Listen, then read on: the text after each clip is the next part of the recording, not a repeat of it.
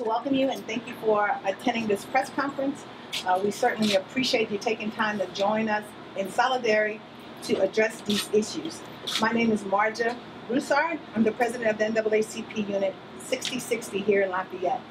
It has come to the attention of the NAACP in recent months that there have been disturbing allegations of impropriety within Lafayette Police Department, which not only threatens the citizens' sense of security, particularly African American citizens, but also attacks the notion of public trust in our law enforcement officers with regard to their capacity to protect and serve. Many of these allegations are substantiated by audio recordings and eyewitness testimonies. We are troubled by the lack of response and or the inadequate response by the leaders of our police department. Such allegations involve the use of racial slurs, in particular the use of the N-word, when referring to the African American community and other police officers. Such blatant and disrespectful racial slurs are intolerable in this day and age, which most of us would like to consider the post-racial era.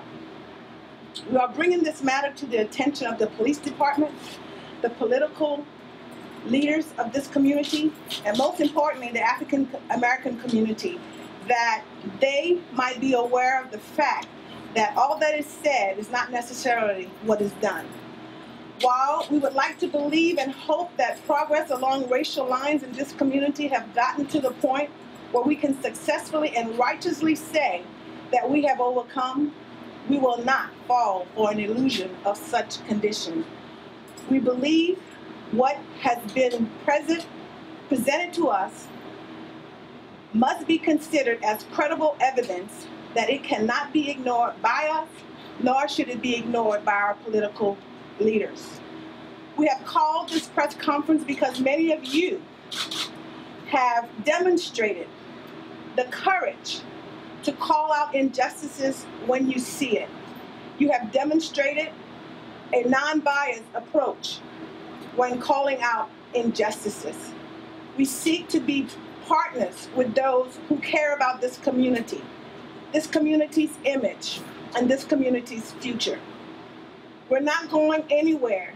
Therefore, it behooves all of us that we work together to make sure Lafayette does not become the next Baltimore, that Lafayette does not become the next Ferguson.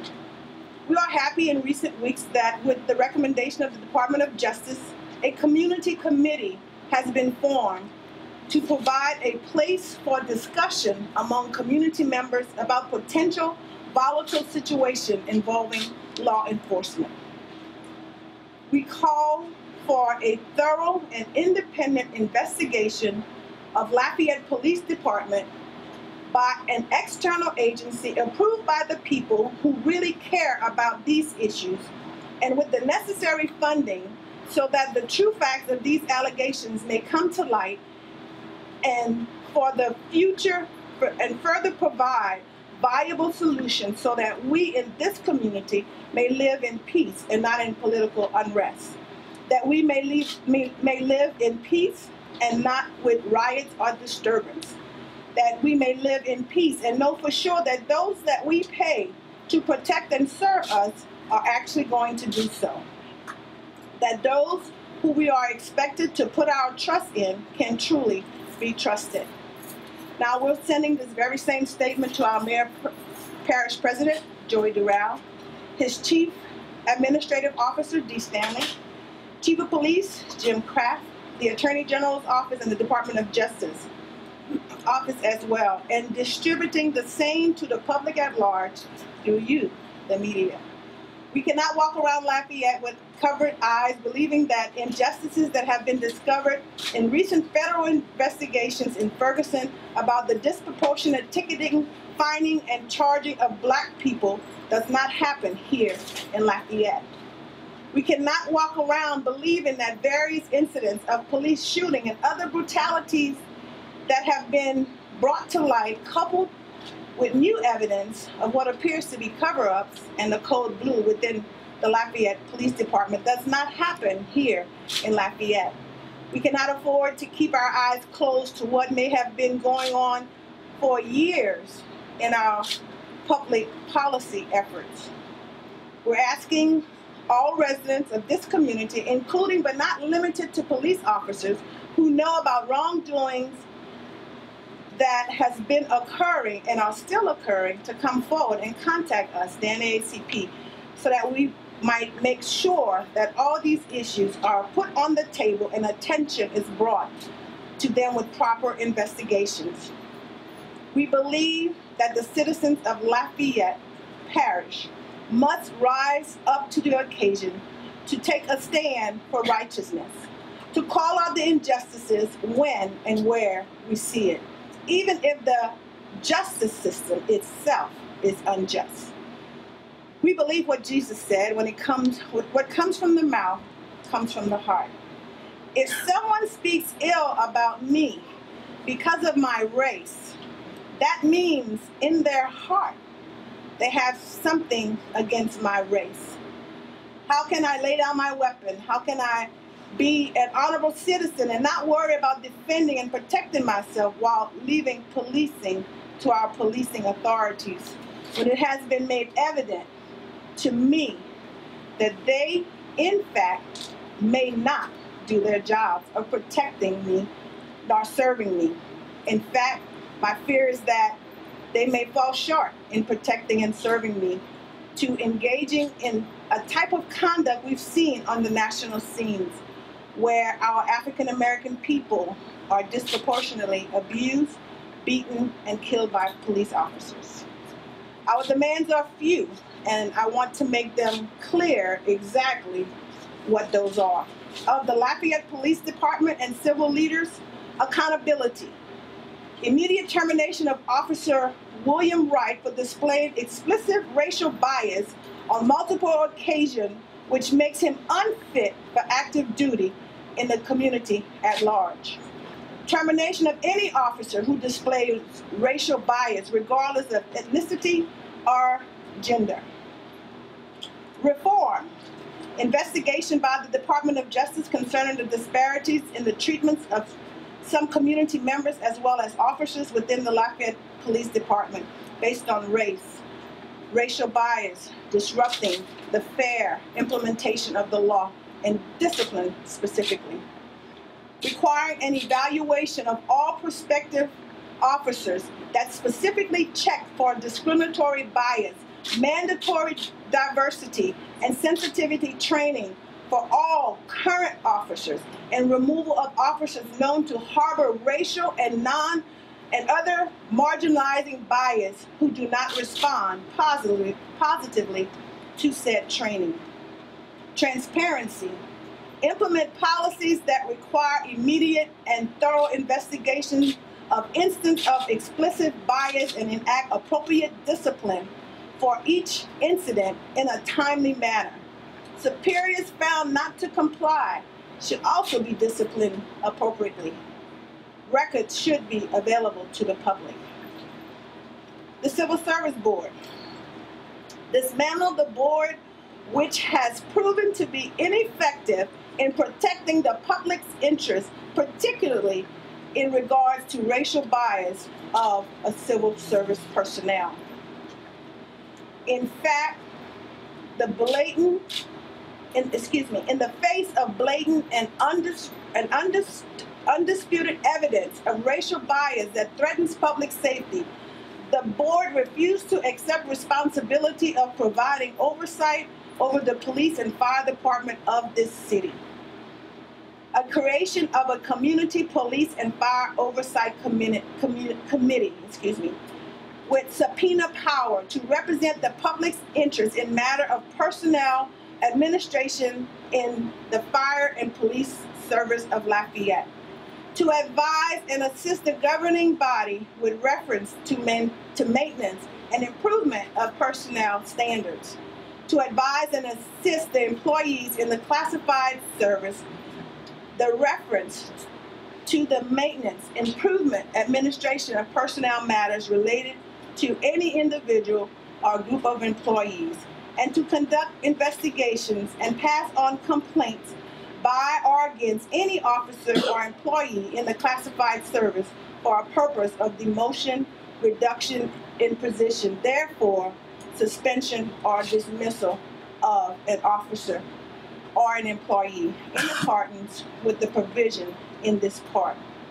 In order to restore public trust in our police department, we feel that the above changes are absolutely necessary. We have prepared a media packet for the media, which will be distributed afterwards. It contains pages of what was brought to the NAACP. It also contains DVD and audio to validate much of what was said in this packet. I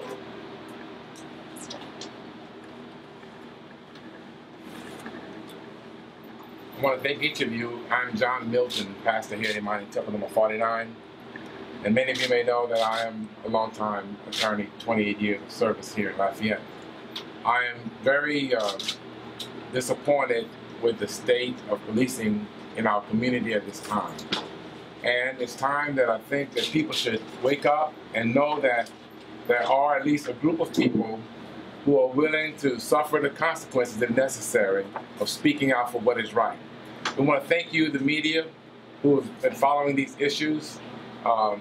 Last month's Civil Service Board meeting was an eye-opening experience for most of us, that in spite of the statutory authority of the board to look out for the best interests of this community with regards to policing and fire, to get a response that they will not act because their job is only to respond to appeals on behalf of a civil service employee, is to negate and subjugate their responsibility.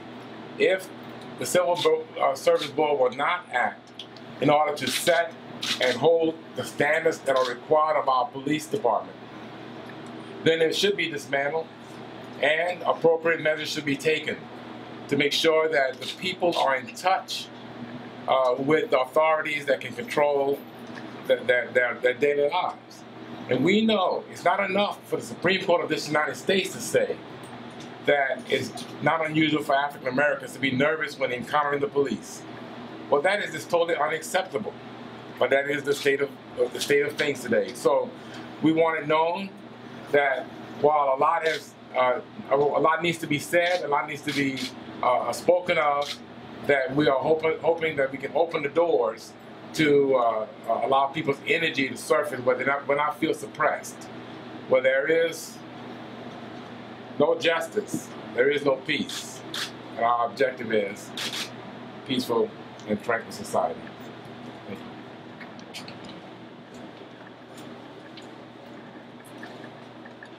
I am Takuna Malana El Shabazz, President of CCBE Community Council of Black Elders, Community Concerned Minister for Imani Temple number 49, and Education Representative for the NAACP Lafayette chapter. As a black person, my first encounter with the police was at the age of 12 years old. That's approximately 50 years ago. My perceived crime then was stealing my own bike. The police officers involved concluded that as they viewed me watching little white children swim at the pool located on Mud Avenue. My new bike was carelessly tossed into the trunk of the police car, and I was placed in the back seat and brought downtown, held from 10 a.m. in the morning till approximately 6 p.m. that evening. At no time was my parents called or notified as to where I was or what happened. I was interrogated by several officers every couple of hours. They attempted to intimidate me by shouting at me, trying to force me to admit I stole the bike. They were successful in creating fear in me, but not to the point that I would confess to stealing my own bike.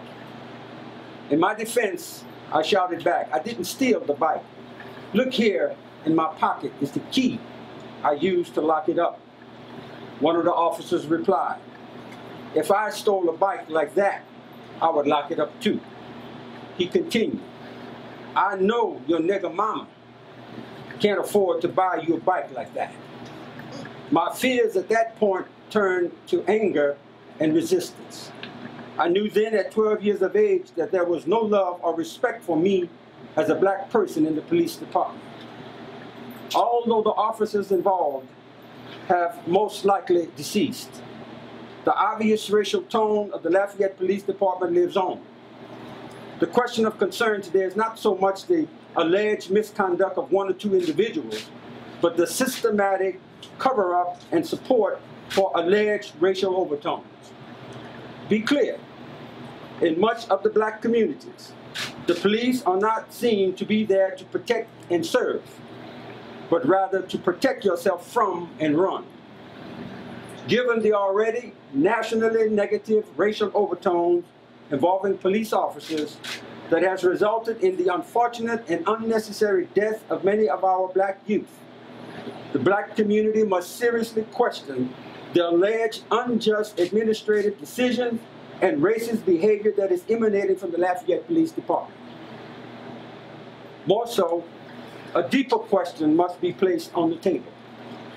Is the Lafayette Police Department vested in deliberately trying to provoke civil unrest in the black community? If so, be careful. You might get what you asked for.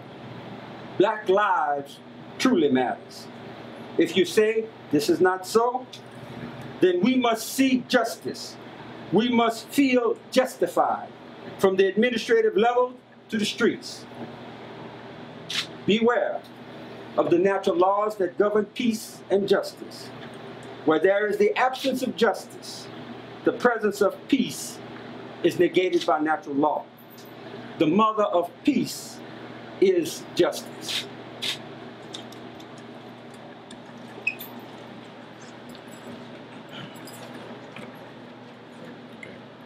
Good.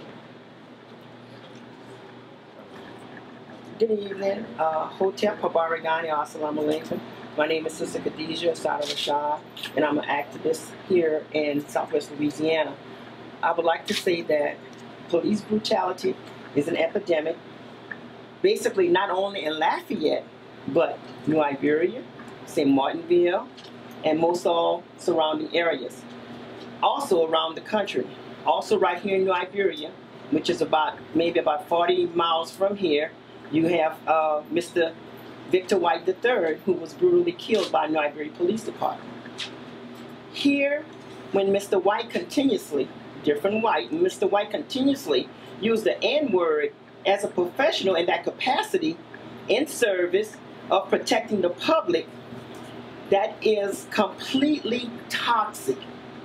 Completely toxic. And of course, I'm pretty sure that everyone over here probably know what Mr. White looked like.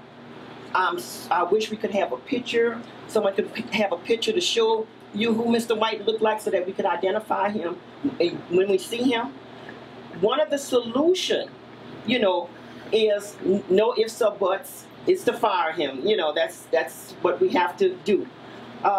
When Mr. White put on that badge is to protect and serve. That does not mean to intimidate. Now, yes, indeed, we do have some good officers, and of course, we are hoping with prayers that one of these good officers replace Mr. White as soon as possible. In closing, I would like to say that as a community that wants peace and harmony, as tax-paying citizens, we have the right to demand him to be fired. We have the right to demand others in that particular category to be fired or risk some type of reprimand that stays on their record. And of course, we want to send a complete shout out to those that needs to get in touch with the NAACP to please do so. We work for everyone. It's just a matter of getting in touch with Ms. Margie or our committee, and let's continue to make Southwest Louisiana the type of city that we know it could definitely be. Thank you.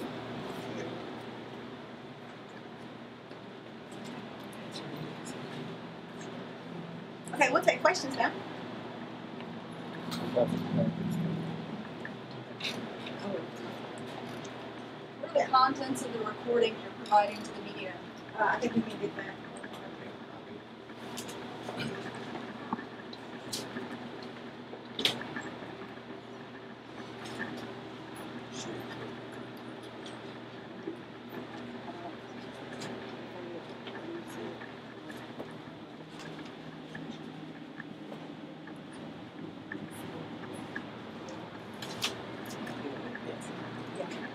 That's right.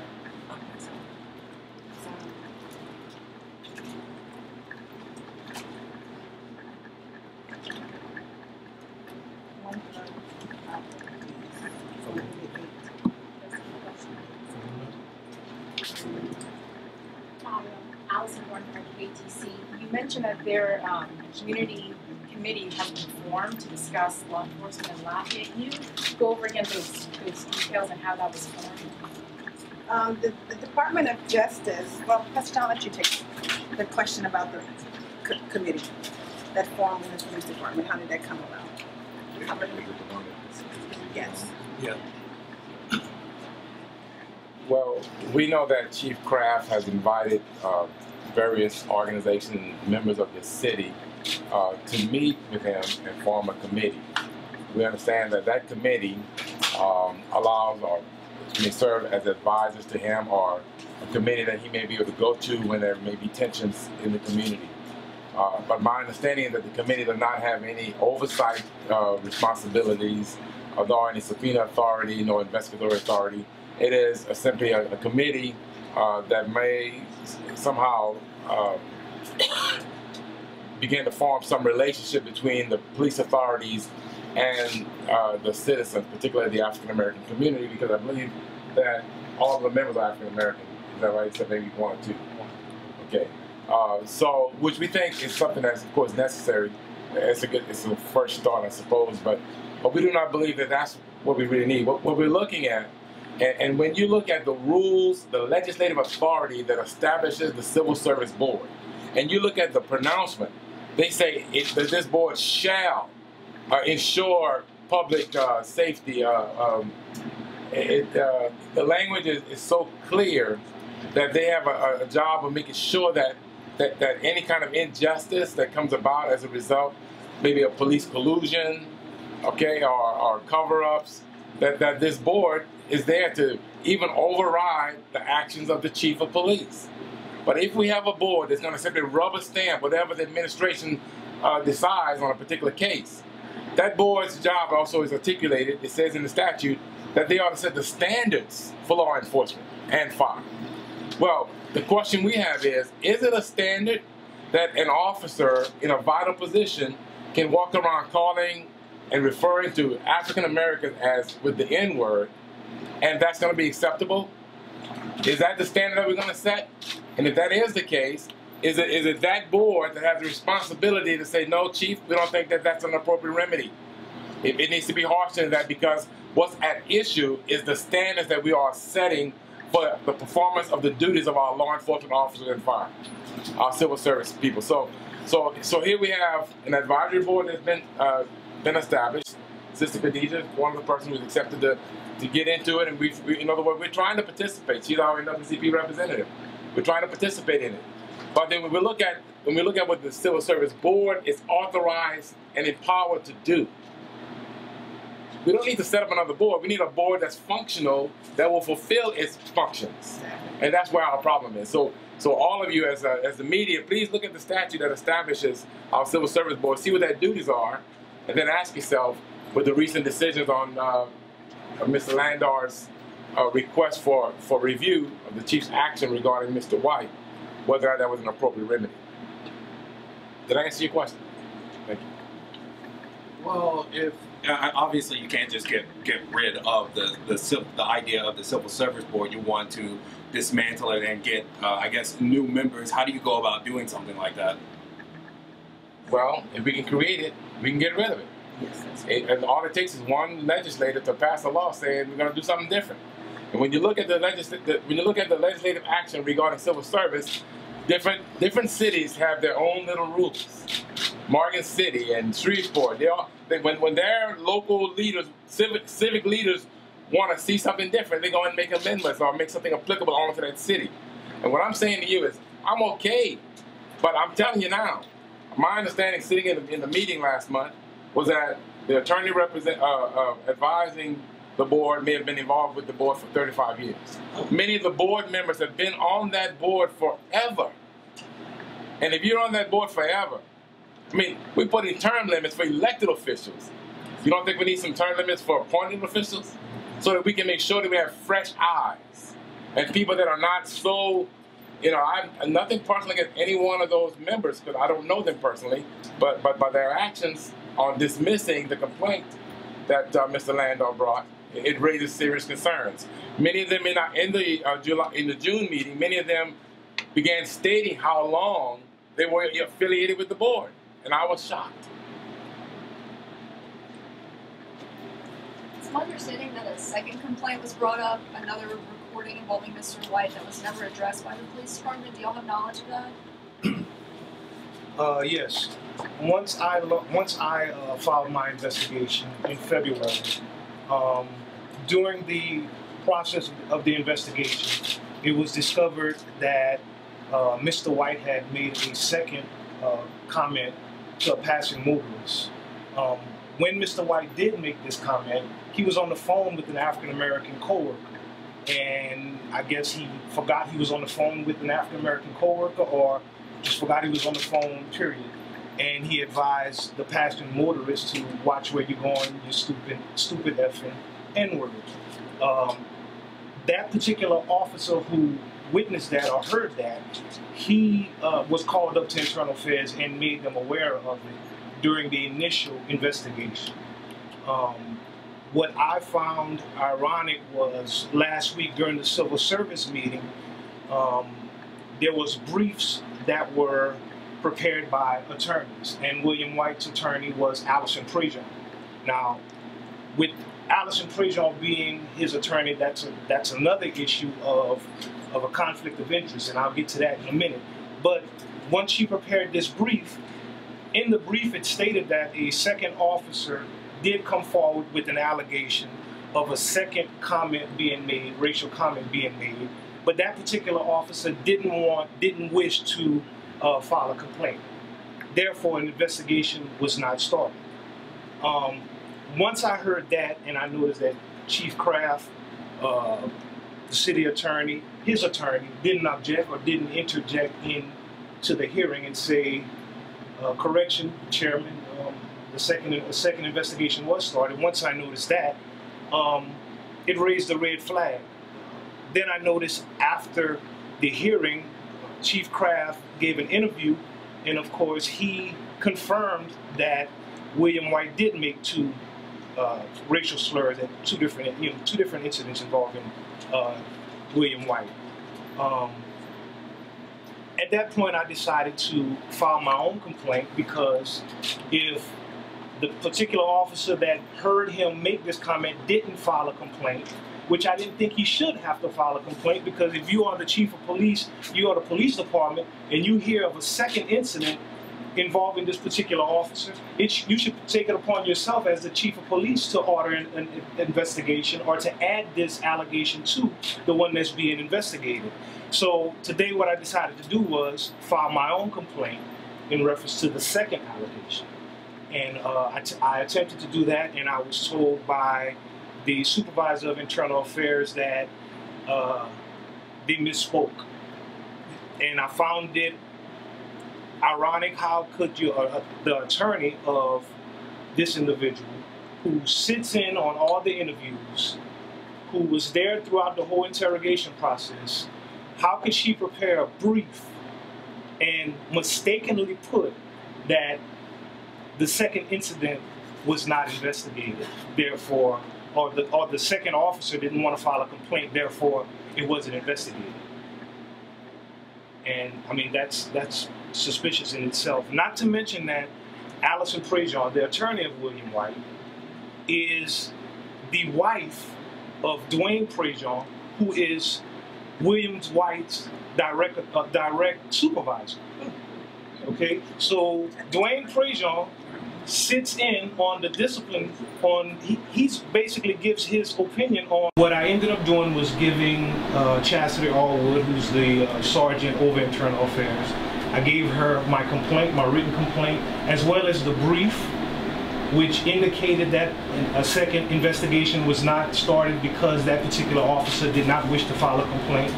And I received a phone call later that day, or later today, I received a phone call saying that it was in fact included in the investigation and they misspoke.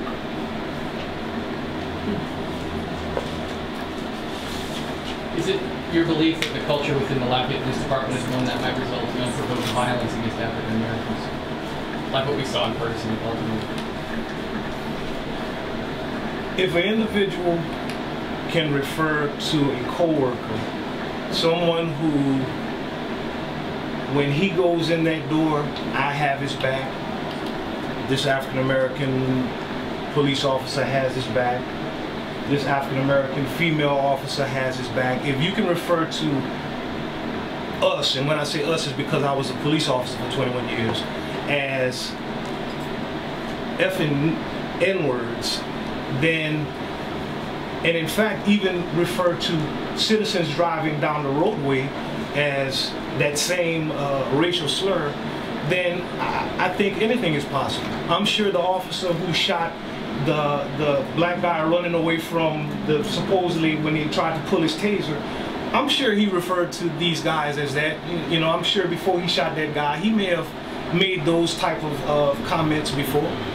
You know, so I think anything is possible, especially when it comes to an officer like William White, who subconsciously refers to African Americans as nigger.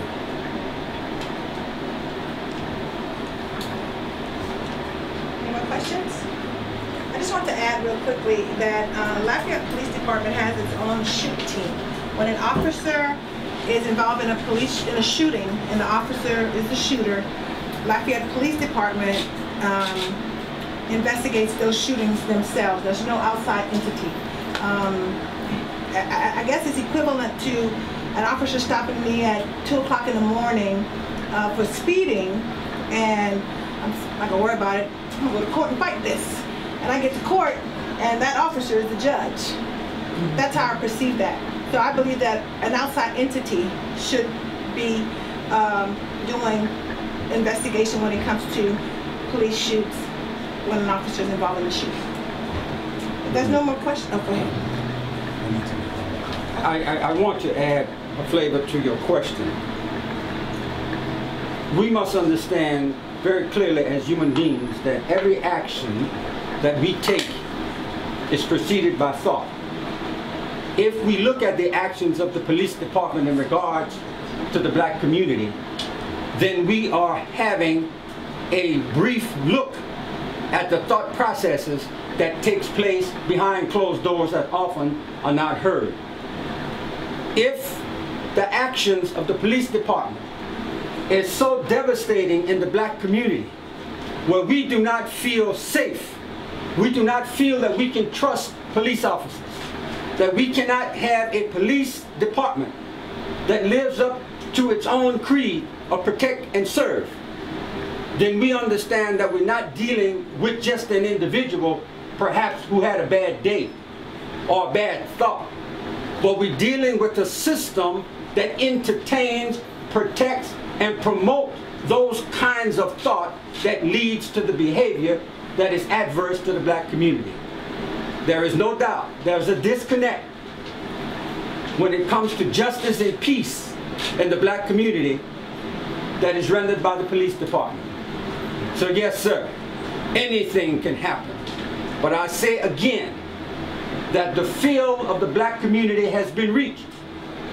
And where there is no peace, it's impossible for you to have justice. We want peace, but we must first get justice. I want to comment on one other thing.